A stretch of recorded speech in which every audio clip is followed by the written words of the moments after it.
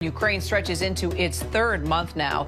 The EU has announced a partial ban on Russian oil imports, as Russian troops are gaining ground during fierce fighting in the eastern Donbass region. Foreign correspondent Tom Burridge joining me now live from Ukraine with more. So, Tom, how are these new sanctions expected to impact Russia's economy and its ability to continue to wage war here?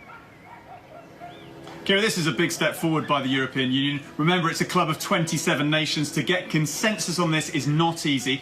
But overnight, the European Union has agreed to cut its imports of Russian oil now by up to 90% by the end of this year. Now, that will cut billions of dollars of revenue from the Russians, because before the war, the EU was importing around a quarter of its oil from Russia. But, and it's a big but, gas is much more significant going into EU countries from Russia. It makes up about 40% of EU gas, Russian gas does.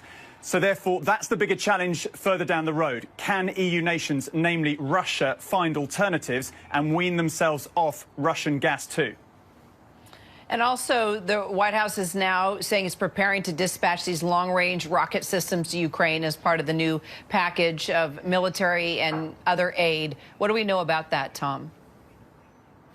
Yeah, Kira, people who watch this closely might have seen President Biden yesterday saying that the US is not going to provide really long-range rocket systems which Ukraine could use to hit targets inside Russia. That said, US officials still telling ABC News that an announcement might come this week to provide sophisticated rocket systems, shorter range, still to hit targets behind the Russian lines, things like command centers, ammunition depots. That could be a game changer. The Ukrainians have been asking for this type of weaponry for at least days, if not weeks.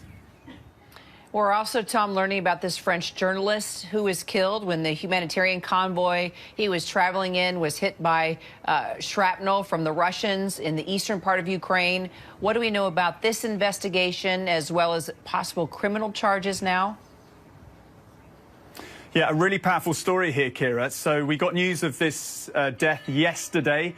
Frederick Leclerc Imhoff, he's 32, the journalist. He was killed by shelling, Russian shelling, according to the French government, when he and his team were filming a humanitarian operation, the evacuation of civilians from the Donbass around Severodonetsk, where we're seeing the most intense fighting between the Russians and the Ukrainians right now.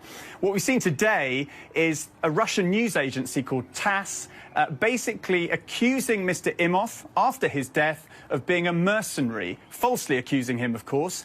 And then we've seen a really powerful statement from the journalist's mother, basically saying that that's a complete lie, saying that the statement from this Russian news agency makes her sick, and saying they will not tarnish the memory of her son, who was committed to democracy and telling the truth. And I think it's a really eye-opening moment about Russian propaganda and how low they can stoop on an issue like this. And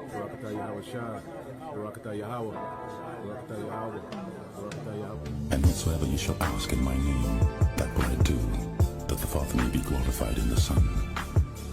If you shall ask anything in my name, I will do it. If ye love me, keep my commandments.